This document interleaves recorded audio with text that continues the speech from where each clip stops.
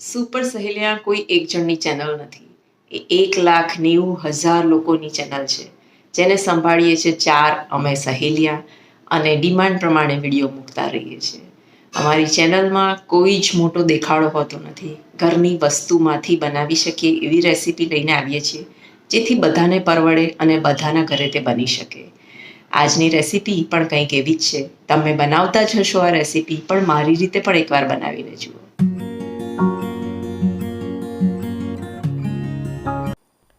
ચણાનો લોટ આપણે લેવાનો છે 2 કપ. આ રેગ્યુલર લોટ છે, ઘંટીમાંથી લીધો છે, કોઈ ગાય છાપ બેસન કે એવું નથી.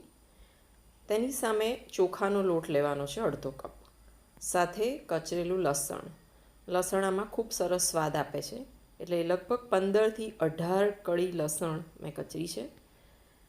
અજમો નાખવાનો છે, સાથે હળદર નાખીશું, લાલ મરચું નાખીશું,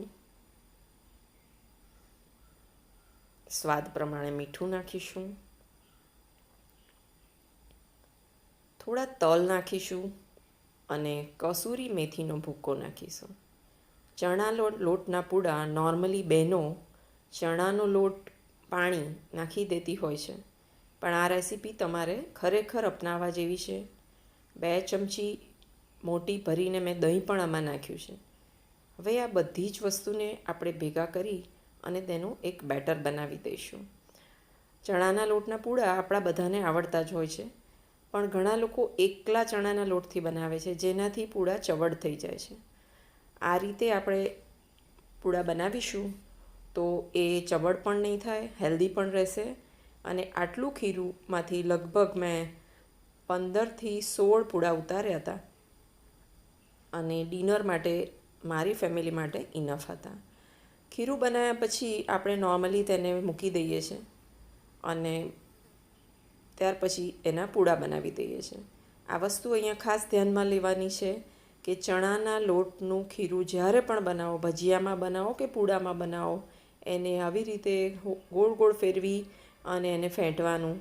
રિગરસલી જેટલું ફેંટશો એટલી તેમાં હવા ભરાશે અને તમારા પૂડા એકદમ સોફ્ટ થશે. ભજીયામાં તમને બધાને ખબર જ હોય છે કે આપણે આવી રીતનું ખીરું થોડું ફીણતા હોય છે, પણ ચણાના લોટના પૂડા બનાવીએ ત્યારે ખાલી એને પલાળીને મૂકી દેતા હોઈએ છીએ. એને સરસ રીતે ફીણશો એટલે તેનો રંગ આખો બદલાઈ જશે અને સફેદ થોડોક લાઇટ રંગ તેનો થઈ જશે.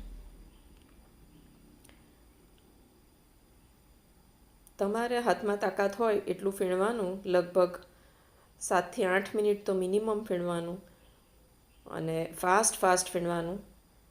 તમને ના ફાવે તો તમે બ્લેન્ડરનો ઉપયોગ કરી શકો છો આમાં, પણ પછી જે કચરેલી વસ્તુઓ બધી ઓળ કચરાઈ જશે અને તમારું બેટર થોડું ડાર્ક થઈ જશે. એટલે હું એડવાઇસ કરીશ કે હાથથી જ ફીણજો. આવી રીતે ફીણશો તો આમાં સોડા પણ નાખવાની જરૂર નહીં પડે. અમુક બહેનોને પોચું કરવા માટે દરેક વસ્તુમાં સોડા વાપરતી હોય છે. સોડાનું કામ ફૂલાડવાનું છે. જો આપણે તેને હાથથી જ ફૂલાડી શકીએ તો સોડા વાપરવાની જરૂર નથી. હવે આમાં મેં કચરેલા મરચાં નાખ્યા છે. મરચાં સ્વાદ પ્રમાણે નાખજો. અહીંથી મેં 7થી 8 મરચાં નાખ્યા છે, કારણ કે તીખા પૂડા મારી ફેમિલીમાં બધાને બહુ પસંદ છે. આની સાથે મેં ભજીયામાં તળીએ એવા મરચાં પણ અમે પૂડા સાથે સર્વ કરતા હોઈએ છીએ. તો અત્યારે આપણું આ ટાઈપનું બેટર તૈયાર થઈ ગયું છે અને આટલું ઇનફ છે 15થી 17 પૂડા બનાવવા માટે. લીલું લસણ જે મેં ફ્રોઝન કરેલું છે એનો પણ મેં ઉપયોગ કર્યો છે. એની અંદર લીલું લસણ તમારી પાસે હોય તો તમે ચોક્કસ નાખી શકો, અને જેટલી વસ્તુ તમે આની અંદર નાખશો એટલી બધી જ એક હેલ્ધી અને રીચ રેસીપી તમારી બની જશે. ચણાના લોટના પૂડા આમ જોવા જઈએ તો ખરેખર એક હેલ્ધી ઓપ્શન છે. ચીકપી ફ્લાવરમાં એવું કહે છે કે બદામ અને ઈંડા એ બધાની કરતાં પ્રોટીન વધારે છે, એટલે એનો ઉપયોગ કરવો જોઈએ. જ્યારે કોઈ પણ વિચાર ના આવે તો પહેલાં એમ કહેતા હતા કે પૂડા પલાળી દે ને, પણ પૂડા પલાળી દે એની અંદર કેટલું બધું પ્રોટીન મળવાનું છે. અહીંયા મેં આમચૂર અને ખાંડ પણ છેલ્લે નાખ્યા છે. એટલે આ બધો જ પ્રોસિજર તમે કરશો તો તમારે એક મસ્ત ડીશ તૈયાર થઈ જશે.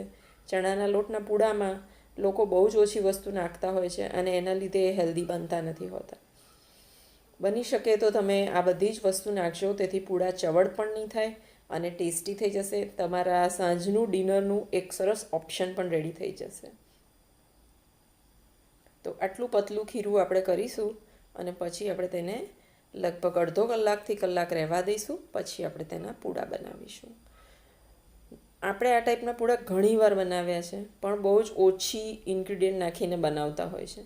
તો આ રીતે તમે ચોક્કસ એકવાર ટ્રાય કરજો અને કમેન્ટ બોક્સમાં મને લખજો કે હજી આમાં શું નાખી શકાય તો આ હેલ્ધી બને. આગળનો પ્રોસિજર પૂડા બનાવવાનો આપણને બધાને ખબર છે.